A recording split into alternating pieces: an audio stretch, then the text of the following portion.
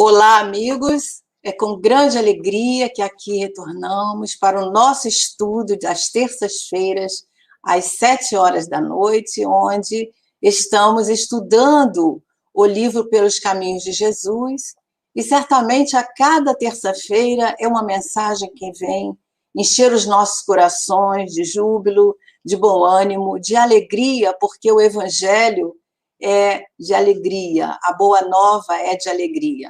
Nós queremos saudar os nossos companheiros que já estão no chat, a nossa querida Célia Campos, Edileuza, a Gessandra Gonçalves, que sempre estão conosco aqui, essas amigas queridas, nos dando esse apoio e estudando conosco. E hoje nós contamos com um amigo, que trazemos um amigo querido, e espero que vocês apreciem bastante com os seus comentários, com as suas perguntas, caso tenham desejo de fazer, que é o nosso amigo Rafael Siqueira. Abre seu fone, Rafael. Obrigada. Já está aberto. Seja muito bem-vindo ao nosso estudo e que você traga, assim, muitas reflexões para a nossa noite. Mas, antes disso, eu queria que você se apresentasse para os nossos companheiros, aqueles que estão aqui e aqueles que chegarão. Muito boa noite, Thelma. Muito boa noite a todos aqueles que já nos acompanham pelas redes sociais, pelo canal da Web Rádio Fraternidade e outros que, porventura, vão nos assistir posteriormente. Boa noite, Célia M. Campos. Boa noite, Edileuza Silva. Boa noite, a Gessandra Gonçalves. Meu nome é Rafael Siqueira, sou nascida em Itapiruna, norte do estado do Rio de Janeiro, e hoje resido na cidade de Niterói. Frequento e trabalho na Sociedade Espírita Fraternidade, casa fundada pelo médium e tribuno José Raul Teixeira. Nesta casa tenho a alegria de participar das lides mediúnicas, do trabalho com os jovens e também de facilitar alguns estudos, porque não me considero um palestrante, mas um estudioso da doutrina espírita, alguém que ama essa doutrina e que enxerga Jesus em todos os momentos, através do Espiritismo, nos dando as mãos e ajudando-nos a prosseguir. Isso mesmo, nós devemos nos considerar sempre os aprendizes de Jesus, colocando em prática, né, os seus ensinamentos através da boa palavra, né? Nada melhor. Né? Então, é uma grande alegria, Rafael, nós recebermos você aqui, você disponibilizar o seu tempo, sabemos que você tem uma agenda cheia, e nós agradecemos muito a sua disponibilidade. Então, nós vamos passar para você, começar as suas observações e considerações a respeito do nosso capítulo de hoje, né? Que nós estaremos estudando o capítulo 24, né? Do livro Pelos Caminhos de Jesus, que envolve personagens importantes aí na história do nosso mestre querido, né? Então, com você, a palavra, e fique à vontade, vamos ficar aqui nos bastidores vibrando, tá bom? Muito obrigado. Muito boa noite, Cristiane Teixeira, muito boa noite, Guiomar dos Santos Pinheiro, que Jesus nos guarde a todos e nos mantenha em sua paz. Quando falamos no Evangelho de Jesus, eu gosto sempre de ressaltar uma frase do benfeitor Emmanuel, constante do livro Vinha de Luz, aquele mesmo que a gente utiliza para fazer os nossos cultos do Evangelho no lar, as nossas preces, quando na introdução do Vinha de Luz ele nos diz: o Evangelho é o sol da imortalidade, que o Espiritismo reflete com sabedoria para a atualidade do mundo. Então, olha a lição do benfeitor. O Evangelho é um sol, que o Espiritismo reflete com sabedoria para os dias da atualidade. Nós precisamos de Jesus, mas igualmente precisamos da doutrina espírita para refletir o Evangelho de Jesus para os dias da modernidade, dias que nós passamos dificuldades, dias que trazemos as dores, mas com Jesus e com o Espiritismo nós podemos seguir em frente. Deixa eu só silenciar aqui esse celular, porque a gente checa tudo antes de começar uma palestra, mas às vezes a gente esquece de um detalhe. Nos foi proposto hoje estudar essa obra de Divaldo Franco, psicografando a benfeitora Amélia Rodrigues, Pelos Caminhos de Jesus.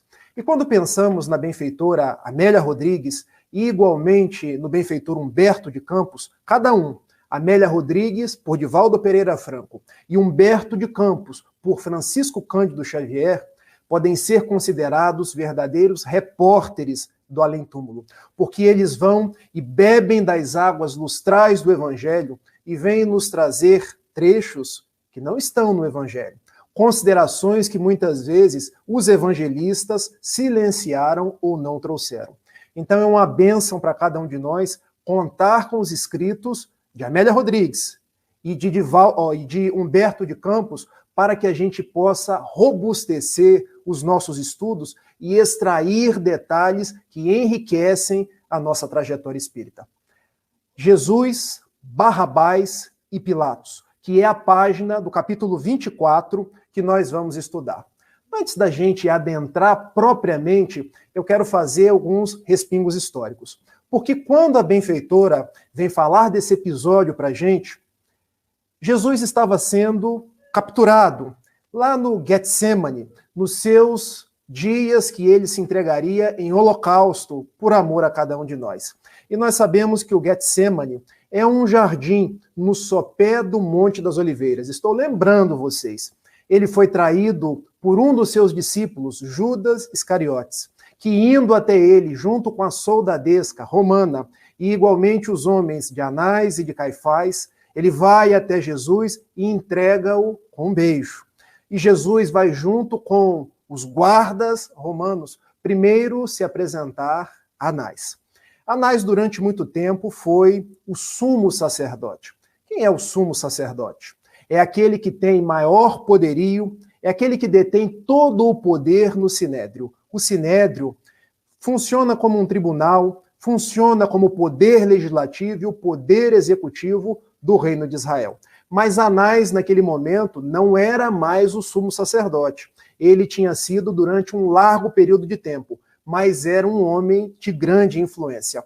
Por suas mãos e por suas ideações, junto com Caifás, que era seu genro, é que Jesus havia sido capturado. Então Jesus é levado primeiramente a Anás, depois a Caifás, e por fim ambos deliberam por mandar-lhe a Pôncio Pilatos. E por que assim foi feito? Porque os judeus não podiam determinar a morte de um prisioneiro.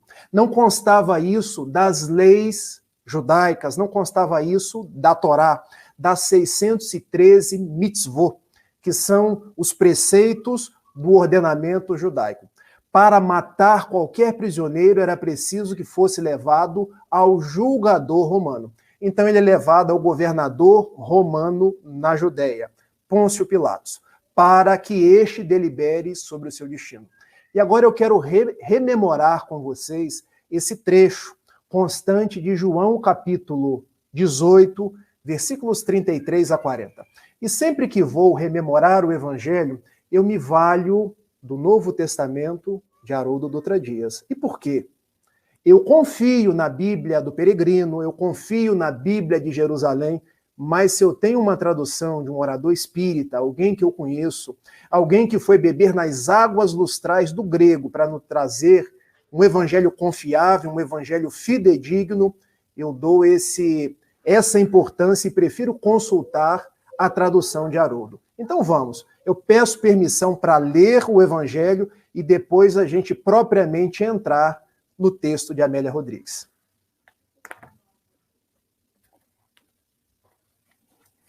Pilatos, então, entrou novamente no pretório. O pretório pode ser considerado a casa do governador e, igualmente, o lugar onde o governador fazia o julgamento dos prisioneiros, daqueles que eram os criminosos.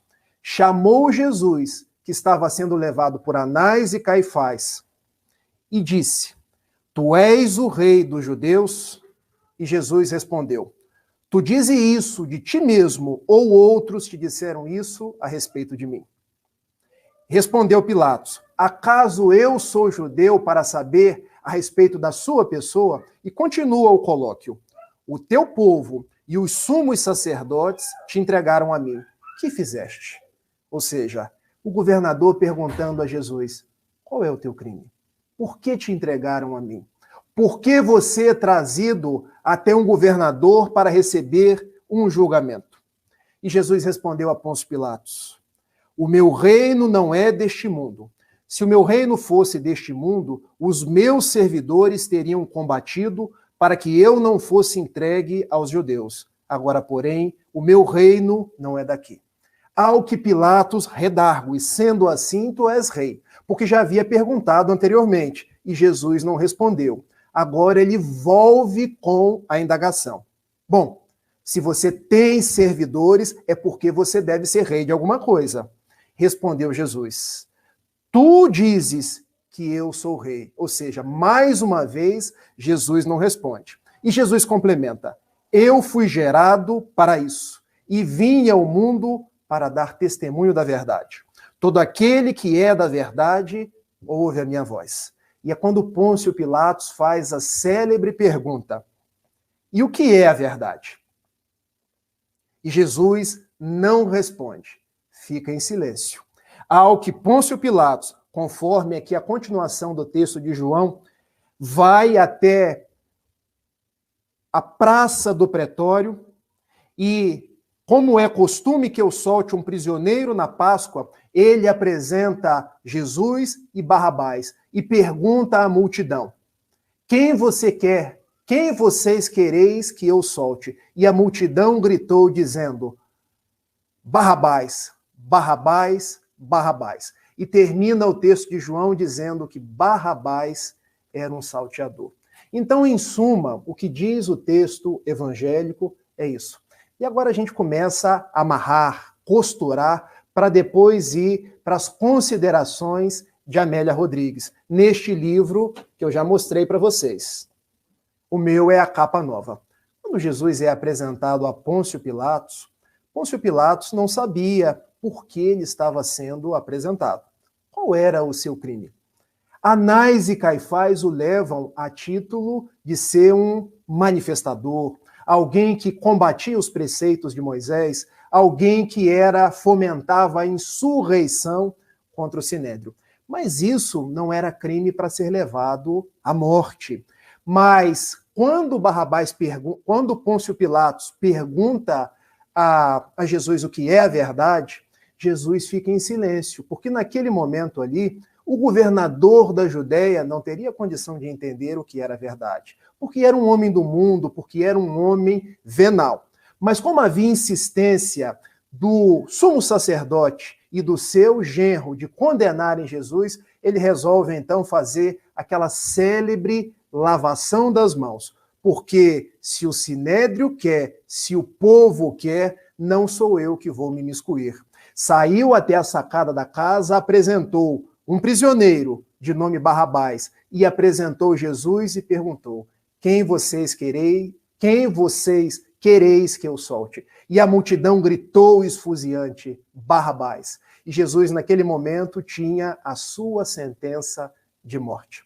Vamos agora para o texto aqui de Amélia Rodrigues, para a gente ver como ela amarra esse texto evangélico. E eu vou pegar alguns respingos, porque, em verdade, eu queria ler todo o texto com vocês e ir comentando. Mas não seria possível durante essa 1 hora que nós temos. Abrindo, então, aqui no capítulo 24, eu fiz algumas anotações. E a primeira delas era: Pôncio Pilatos, dúbio e venal. Ou seja, um homem, um governador que era de uma índole duvidosa, de uma índole venal, alguém que se vendia, alguém que gostava de projetar-se, alguém que queria somente o destaque junto a Roma, sabia que Jesus era inocente. E como que ele sabia isso? Porque a sua esposa havia tido um sonho na noite anterior e disse a ele, Pôncio Pilatos: olha, afasta-se desse homem, porque esse homem é inocente. Você depois vai se arrepender se não o houver libertado. Então essa é a primeira consideração que a Amélia Rodrigues traz para a gente. Agora eu quero convidar vocês para a leitura de um segundo trecho, e a gente vai lendo e vai amarrando. Fugindo à posição de legislador e homem de governo, temendo a turba que odiava, aqueceu, perdendo a paz. Ofereceu Barrabás, que também se chamava Jesus. Meus amigos, vocês sabem o que quer dizer o nome Barrabás? Bar, em hebraico, quer dizer filho. Abas quer dizer Deus, o Senhor, o Pai. Olha como a história ela nos traz detalhes de profunda significação, porque o prisioneiro que foi apresentado ao povo para que eles decidissem quem iria ser libertado também era filho de Deus. Bar, filho de Deus, ou seja, de um lado, Jesus, o Filho de Deus, que veio trazer a proposta de paz, de amor, de misericórdia, e do outro, um criminoso, também filho de Deus. Bar, filho de Abas, Deus. Olha o que nos diz Amélia Rodrigues, que muitas vezes fica despercebido. E eles não aceitaram a troca, ou seja, a multidão não aceitou a troca. Este, segundo alguns, era revolucionário terrestre, enquanto o outro era celeste. O bandido agradava a multidão, enquanto o outro era o revolucionário celeste. O outro, espiritual, que era Jesus, abalava as estruturas da mentira e dos interesses mesquinhos. Este deveria morrer, ou seja, a multidão preferiu libertar o revolucionário do mundo, o que era o verdadeiramente criminoso, levando até a crucificação Jesus. Lavando as mãos, Pôncio Pilatos não limpou a consciência ultrajada, que permaneceria exigindo-lhe retificação de conduta. Qual a grande lição que nós tiramos desse trecho? A primeira lição é a seguinte: quando pensamos nas vias da reencarnação, questão 115 do Livro dos Espíritos, nós somos espíritos criados simples e ignorantes e que caminhamos para a perfeição. Quem estava naquela turba há 2000 anos atrás? Nós. Se não estávamos lá, estávamos nas cercanias, ou estávamos em outras propostas reencarnatórias, preferindo Barrabás, querendo que Barrabás fosse liberto e Jesus fosse condenado. Então é essa mensagem que a Amélia Rodrigues vem trazer para cada um de nós. Será que ainda hoje nós estamos preferindo Barrabás, as coisas do mundo, as revoluções terrestres, as glórias mundanas, ao invés de nos vincular a Jesus, o revolucionário da paz, o revolucionário do amor, que efetivamente vai nos libertar? Essa é a primeira pergunta. E a segunda pergunta é, Pôncio Pilatos, quando ele lavou as suas mãos? Para o que nós estamos lavando as mãos hoje? Porque lavar as mãos, quando a gente vai no dicionário, quer dizer eximir-se de culpa, eximir-se de responsabilidade. Para o que nós estamos lavando as mãos hoje?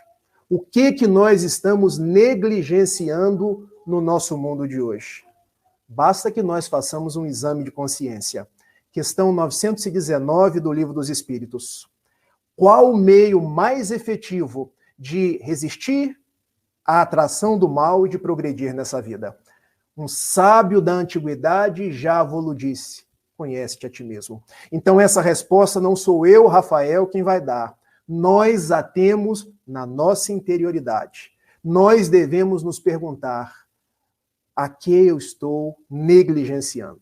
A que eu estou lavando as mãos? Será que eu estou lavando as mãos quando eu me nego a ver que no mundo há muita miséria, há muita gente precisando de ajuda e eu quero permanecer no interior do meu lar, sem olhar para as pessoas, sem fazer o mínimo de atitudes no bem que eu posso fazer? Porque isso muitas vezes é lavar as mãos. Será que eu não estou lavando as mãos quando eu me nego a participar de campanhas em prol da natureza, em prol de um mundo de mais paz? Porque vejam, muitas vezes permanecer na inércia, nós estamos lavando as nossas mãos.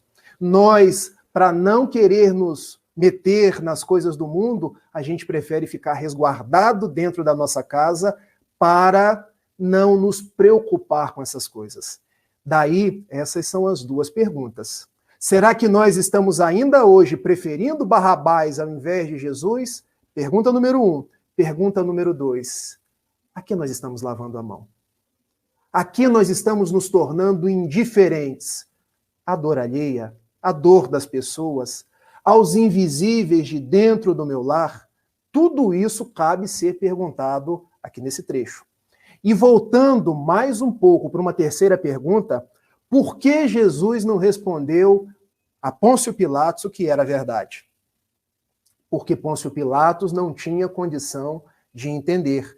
Porque as pessoas ainda hoje brigam por conta da verdade. Brigam ou não brigam?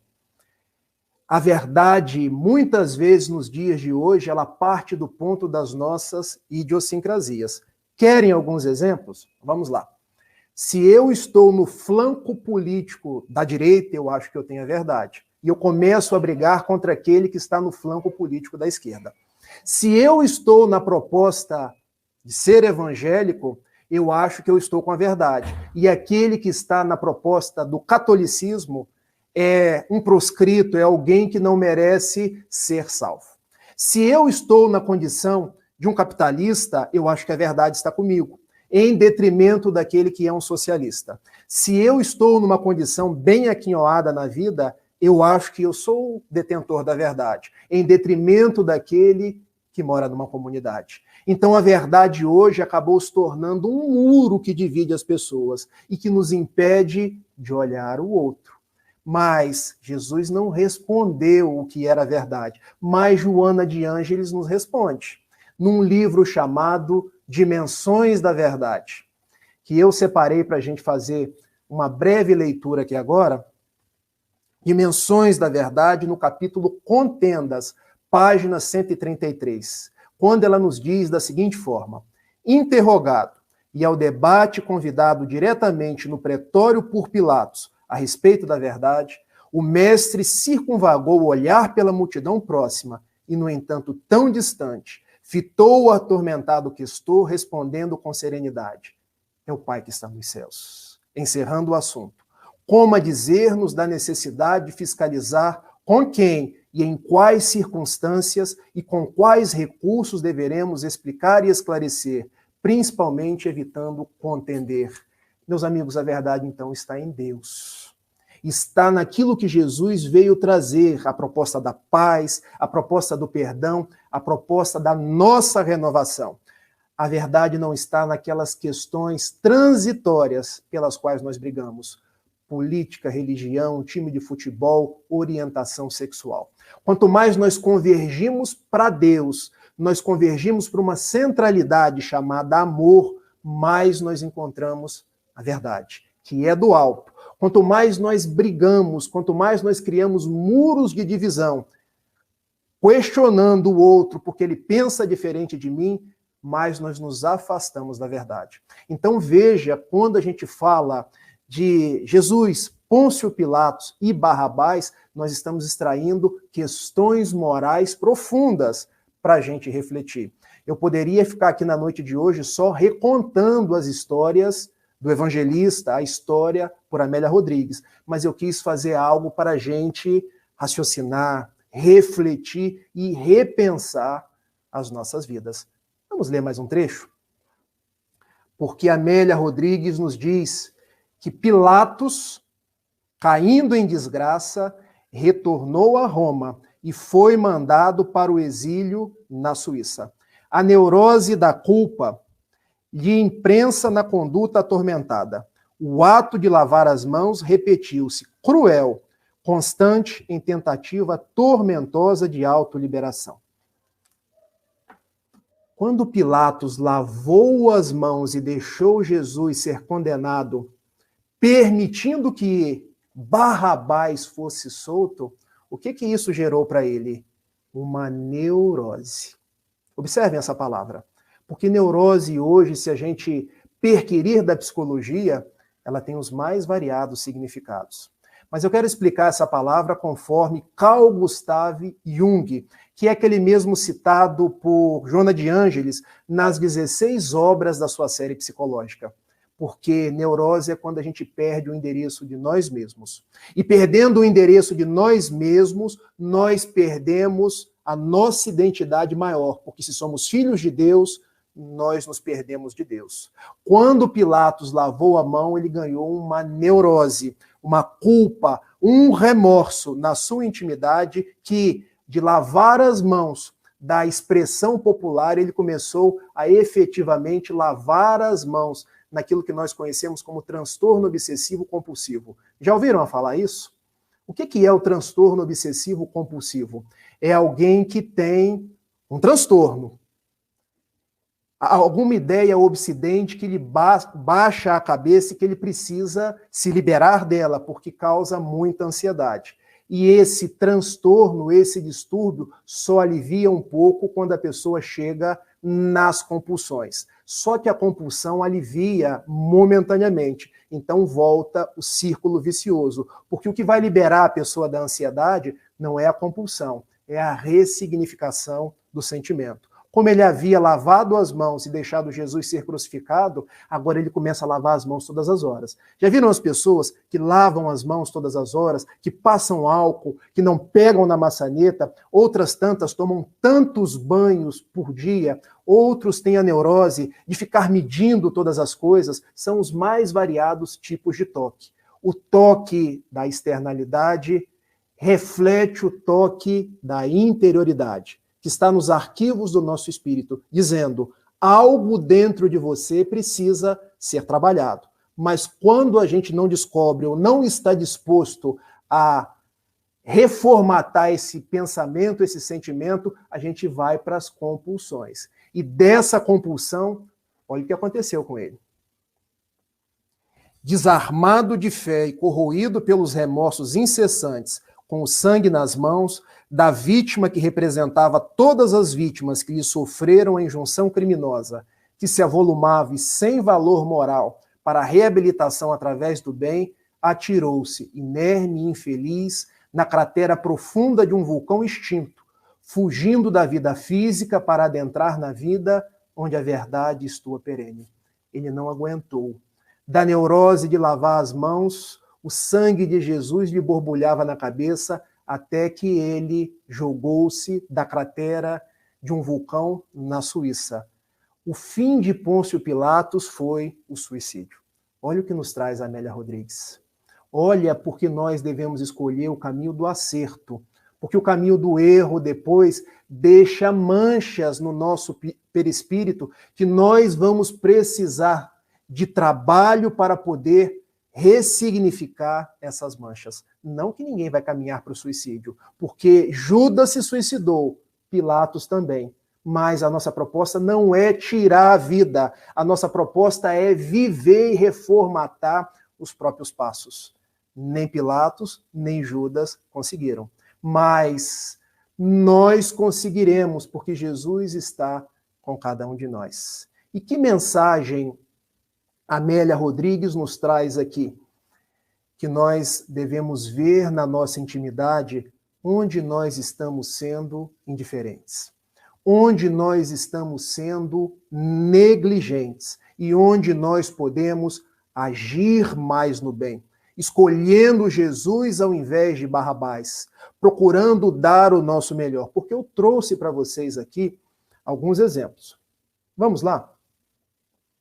Quando eu estou aqui dentro da minha casa, acontece um acidente aqui na rua, bate um carro no muro, e eu, ai meu Deus, o meu filho ainda está na rua.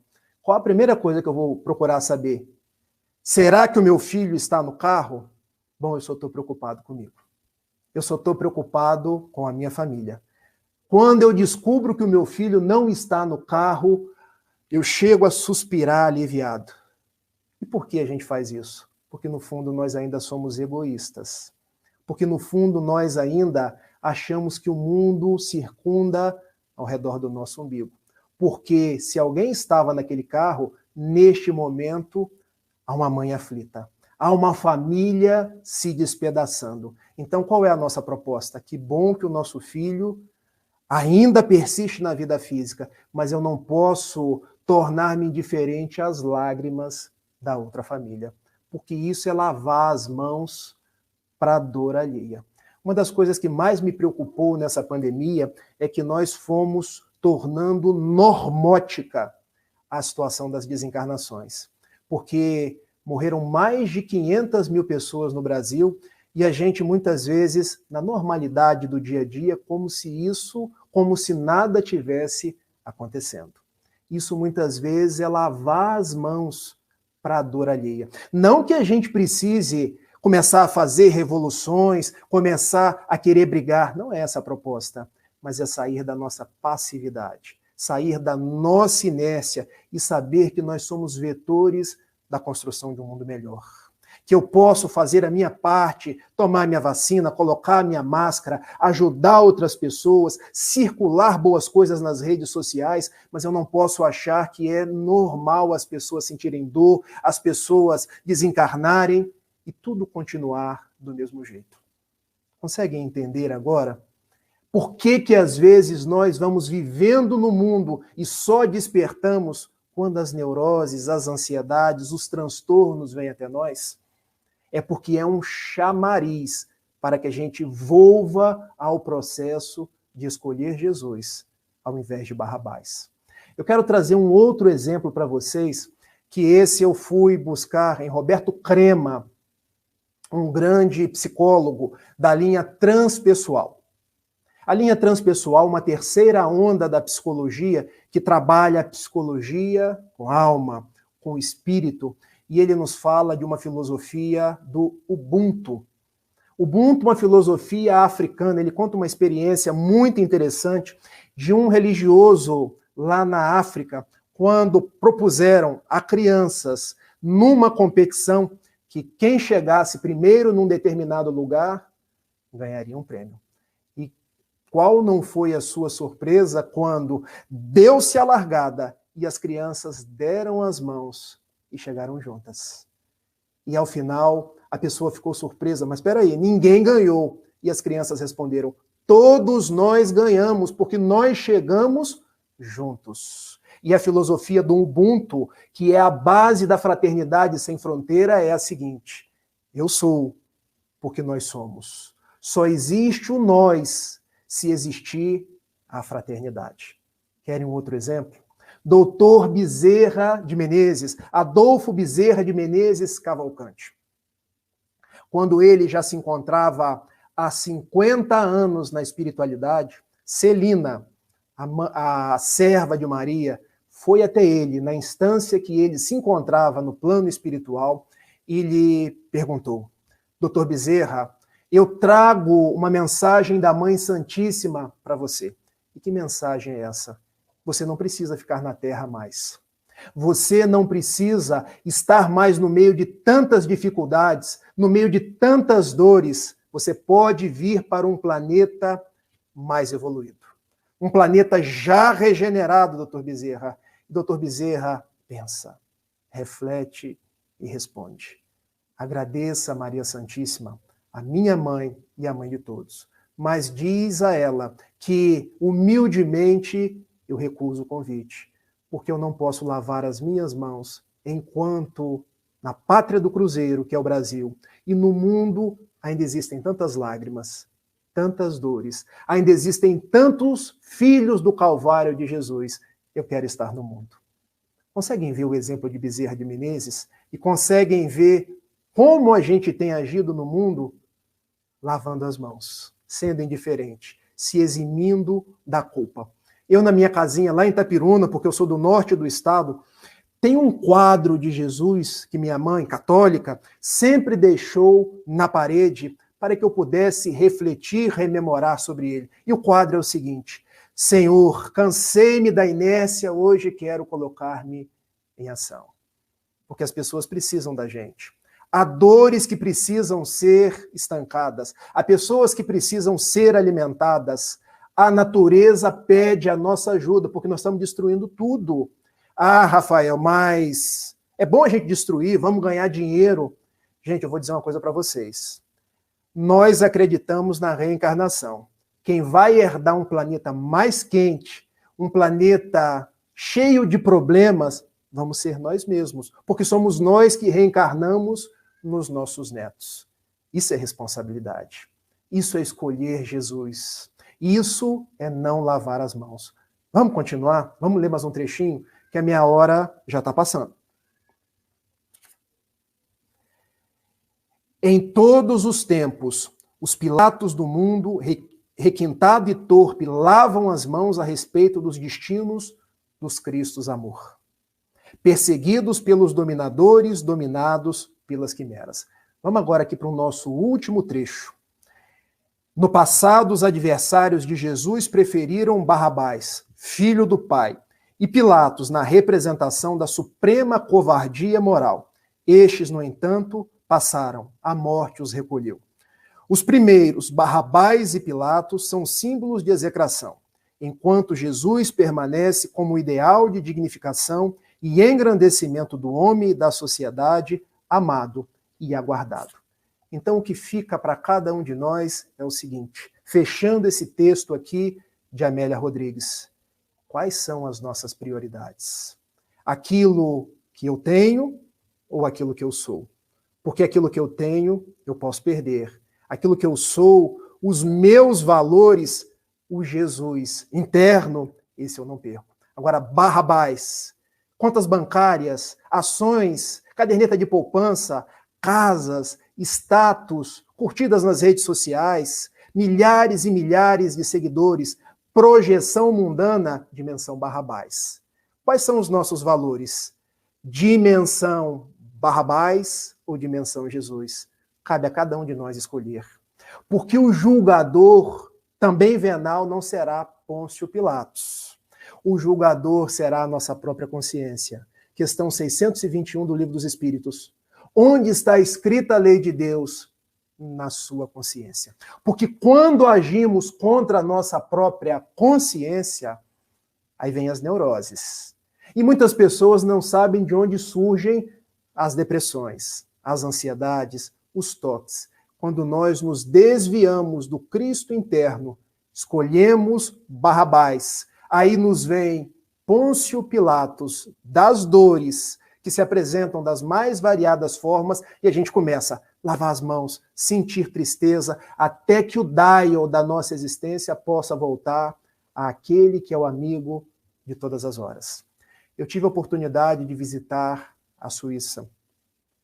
E na Suíça eu subi esse monte onde Pilatos se suicidou.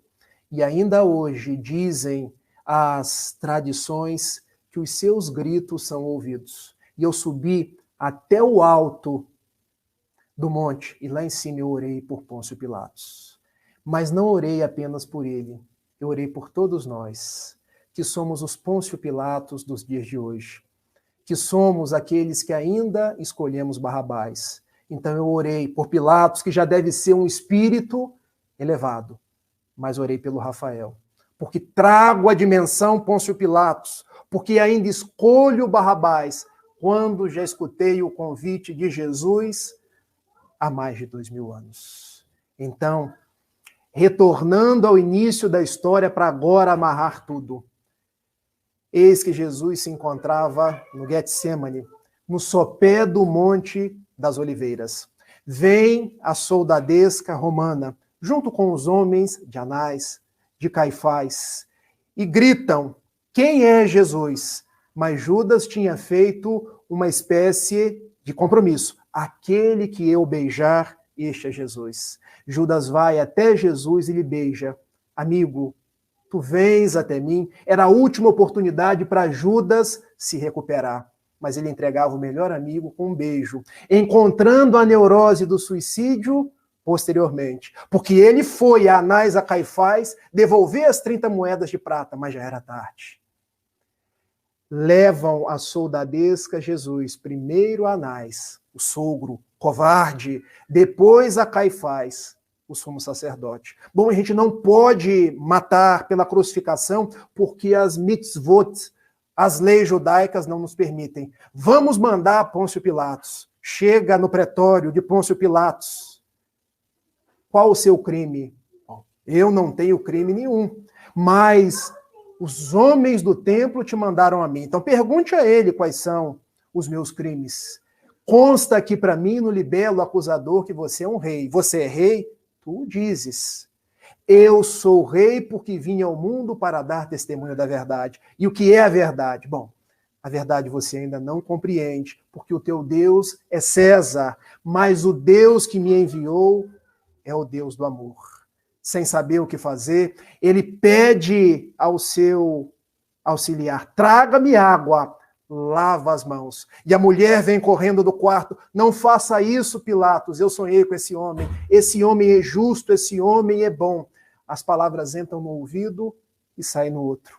E eu vejo essa história agora como se eu estivesse revendo toda a cena. Mas Pilatos, covarde, cruel, leva Jesus e pede: por ocasião da Páscoa, eu tenho que libertar um prisioneiro. Traga o mais perigoso. E é trazido Barrabás. Barrabás, filho de Deus. E tomando Jesus por um braço, Barrabás por outro, pergunta à multidão: quem quereis que eu solte? E a multidão: nós. Barrabás. Barrabás, Barrabás. Passam-se 2000 anos. Estamos em 2021, acossados pelo coronavírus, pelas dores, pelas lágrimas, pelas famílias que se despedaçam, pela falta de valores morais. E o grande tribunal da consciência vem igualmente hoje nos perguntar: Rafael, a quem tu preferes? Que eu possa ter a coragem de responder: Jesus. Mas isso exigirá de mim um esforço hercúleo de renunciar à minha dimensão Barrabás, de renunciar à lavação das mãos que me categorizou durante esses séculos que a mensagem de Jesus entrou por um ouvido e saiu por outro. Ave então, Jesus. Ave então esse cantor da Galileia que veio fazer morada nos nossos corações. Mas tem nos esperado durante os séculos, nós que hoje vislumbramos ele novamente, pelos livros de Amélia Rodrigues, de Humberto de Campos. Hoje nós vamos ao teu encontro, porque, louvado seja, Senhor Jesus, na glória imortal do lar celeste, pelos bens que tu nos destes, no evangelho da nossa redenção, na tarefa renovada que o teu olhar nos consente, de espíritos reverentes nós rogamos pelo teu amor. Pobres cegos, que desde milênios estamos fugindo à luz que nos elevas, hoje, Senhor, a nossa oração rompe as trevas, escuta-nos e, se possível, vem. Vem retificar o nosso passo, a fim de que trilhemos a estrada corrigida. Vem sustentar nossa vida, nossa lida, na fonte inesgotável do eterno bem. Dá-nos, Senhor, tua bênção, bênção que nos conforta, bênção que nos levanta, para que a tua doutrina santa, este imbatível espiritismo, vibre pura e cresça dentro de nós. Faze, Senhor, com que nós todos, nesta caminhada incessante, a cada dia, a todo instante, possamos ouvir tua voz. Ampara a nossa esperança, socorre nossa pobreza e liberta nossa alma ainda presa de tanto erro nessa multissecular imperfeição. Mestre excelente, estro de toda a verdade, ensina-nos a guardar-te com unção, com devoção, na intimidade sincera, ainda que singela, do próprio coração. Muito obrigado, Senhor da vida, muita paz. E se tiver perguntas, vamos debater, meus queridos irmãos.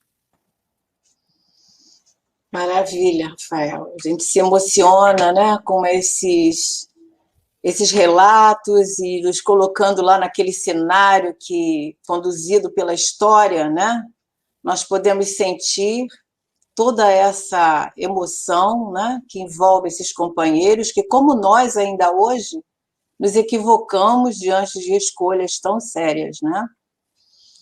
E nós entendemos que quantas vezes nós ainda estamos equivocados e estamos sujeitos a escolher Barrabás, né, ao invés de Jesus, porque quando nós negamos o evangelho, né, quando nós muitas vezes nos envergonhamos de dizer: não, eu sou espírita, não, eu sigo o evangelho de Jesus e ele é o meu roteiro de vida, nós estamos nos equivocando, né? Exatamente. Olha, nós temos aqui vários companheiros, acredito que sejam seus amigos. Vamos ver se você conhece alguém. O Francenildo dos Santos Ferreira, ele está dizendo que é uma excelente noite, que ele fica radiante, extremamente radiante, lisonjeado, com gratidão por esse momento lindo, único, né? Paz e luz para todos. Naturalmente, ele está sentindo a mesma emoção que nós, né? Nós temos aqui também a Edmari Santana, Fátima Bento, Maglói, Cristina, você conhece? Ela está conhecendo agora, é um grande prazer. Ela está agradecendo a você por esse encontro, esse presente. Temos o Arthur da Costa. Arthur, um grande amigo lá do Tocantins. Um abraço, Arthur. Isso, seja bem-vindo, viu, Arthur? Maria Neide Silva, Sebastião José Rodrigues Curti, sua fala é maravilhosa. Sebastião José, né, ele é de Carmo, aqui do Rio de Janeiro. Bem, não temos perguntas, mas nós podemos dizer que você foi muito feliz nos seus comentários e que nos levou a estarmos diante daquele momento, com certeza, né? Aonde nós podemos refletir um pouco mais, porque, na verdade, todos nós precisamos tanto de Jesus, né? E deixa eu ver o último aqui, que é para me tirar aqui. Precisamos tanto de Jesus, e o mundo todo, aliás, a Amélia fala isso em todos os capítulos quase, né? Que nunca nós precisamos tanto de Jesus quanto agora, né? Exatamente. E me chamou a atenção, você estava colocando aí a questão do egoísmo diante a indiferença, né? E nós até separamos aqui uma mensagem de Joana de Ângeles, que nós utilizamos essa semana até, porque a gente estava fazendo um estudo sobre a lei de sociedade, e você falando, eu me lembrei e fui pegar ela lá. Então, lá no livro Constelação Familiar, ela diz assim, olha, o que ocorre com o próximo, com o vizinho, é anúncio do que irá acontecer mais tarde com aquele que fica insensível à sua aflição, que evita ajudar para não se comprometer, tornando-se antissocial, antifraterno e egoísta. Né? Quantas vezes nós nos colocamos assim como Pôncio Pilatos, né? Nós lavamos as nossas mãos porque não queremos nos comprometer. Thelma, é que, na verdade, a sua fala está brilhante. O texto de Amélia Rodrigues, ele é um texto ao mesmo tempo evangélico, histórico e psicológico. Não à toa ela faz parte da falange de Joana de Ângeles, que trabalha essencialmente a psicologia. Então ela narra os fatos da vida de Jesus, trazendo elementos que os próprios evangelistas não trouxeram, mas traz elementos psicológicos para que a gente possa meditar sobre eles. Então são trazidos dois estereótipos, dois modelos de comportamento. Um modelo é o modelo de Pôncio Pilatos. Quem é Pôncio Pilatos? É a pessoa que não quer se envolver.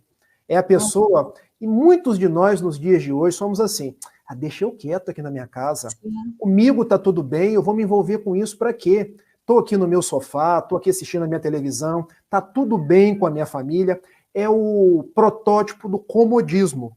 Raul Teixeira, que é um grande amigo meu, fala que nós temos que fugir do comodismo. Não é que a gente vai sair fazendo revolução, brigando com as pessoas, mas o cristão não pode ser morno. Isso é uma fala de João Evangelista no texto do Apocalipse. Nós devemos dizer aquilo que nós viemos. Ser frio, ser quente, mas não morno. Então, Pôncio Pilatos é o acomodado. É aquele que, para não entrar numa confusão, está sempre lavando as mãos. Mas a gente não vai entrar numa confusão para brigar. A gente vai entrar nas questões do mundo para ser o sal da terra e a luz do mundo. Veja, Pôncio Pilatos sabia, ele é inocente, mas eu vou me indispor com os homens do Sinédrio, por quê? Com quantas pessoas a gente não está querendo se indispor? Verdade. Porque às vezes, para agradar as pessoas, a gente não quer se indispor. Mas é na indisposição que a gente vai mostrar o nosso valor. E o outro protótipo de comportamento é o protótipo Barrabás. Porque Barrabás é o revolucionário, é o criminoso, e muitas vezes a gente gosta dessas pessoas que fazem revolução no mundo. Mas a nossa proposta é a revolução do amor. É a revolução dos costumes, é a revolução moral. Capítulo 17 do Evangelho segundo o Espiritismo. Reconhece o verdadeiro espírita pela sua transformação moral. Então a nossa revolução é com Jesus, não é com Barrabás. E muitos de nós queremos fazer revolução com Barrabás. Guerras, muros, brigas. Muitas famílias estão se esfacelando porque a gente quer ficar na dimensão Barrabás. Mas Jesus nos convida à dimensão do amor. Isso mesmo. Olha, a Cristiane Link, ela coloca uma pergunta aqui para você. Ela diz que Barrabás, ela dá boa noite, né? Barrabás seria a nossa escolha pelo materialismo que hoje tentamos combater. Como vencer nossas imperfeições? Você falou aí de Kardec quando coloca essa questão do esforço, né? Exato. Cristiane, muito obrigado pela sua pergunta. Barrabás pode ser o símbolo do materialismo. Existe um capítulo no Evangelho segundo o Espiritismo que não se pode servir a Deus e a Mamon. Barrabás é o símbolo do dinheiro, do poder, do destaque, das glórias do mundo, volvendo à questão da época daquele que escolheu Roma, de escolher o Sinédrio, ao invés de escolher o reino dos céus trazido por Jesus. Qual é a nossa proposta? Vencer as nossas imperfeições. Qual o caminho que o Livro dos Espíritos nos dá? Eu só consigo vencer aquilo que eu conheço. Tarefa do autoconhecimento.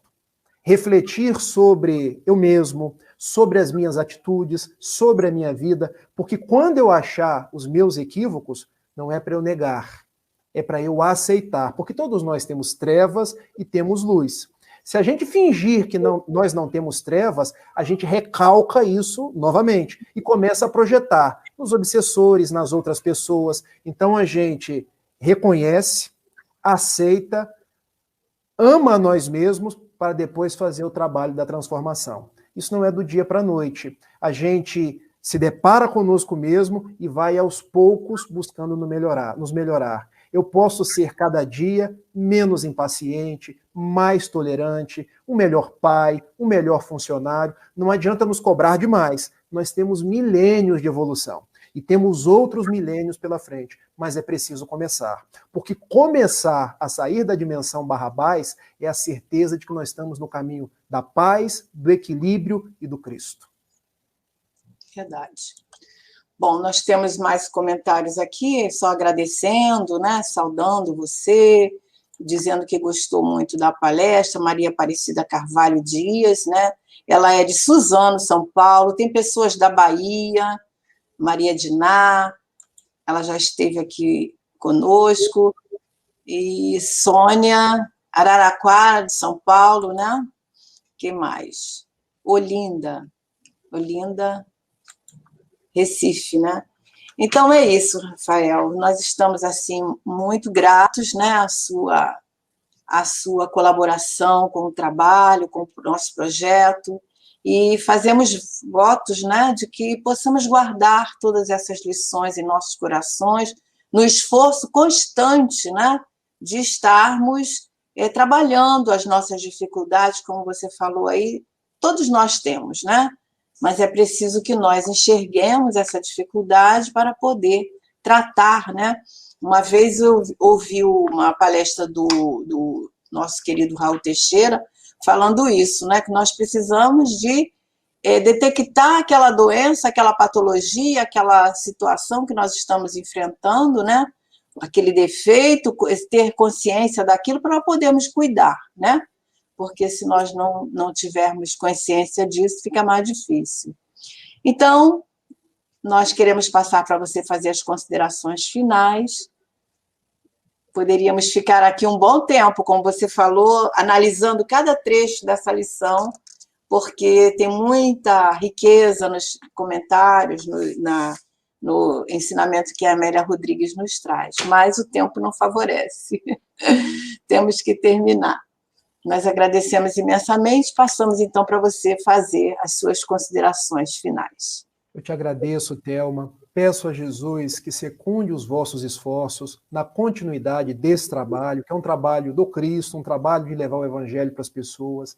Agradeço a Célia, a Edileuza, a Gessandra, a Cristiane, a Guiomar, a Zenilda, aos amigos que estão nos ouvindo pela Web Rádio Fraternidade, a Irã Castro dos Santos, a Cristiane, com a qual eu me comuniquei agora, a Francenildo, a Edmari, a Fátima Bento, a Maglói Cristina, o meu amigo Arthur Costa, a Maria Neide, a Sebastião José Rodrigues Curti, a Maria Diná, a Ismaele, eu acho que eu cumprimentei todo mundo. Gente, a razão de ser das lives são vocês.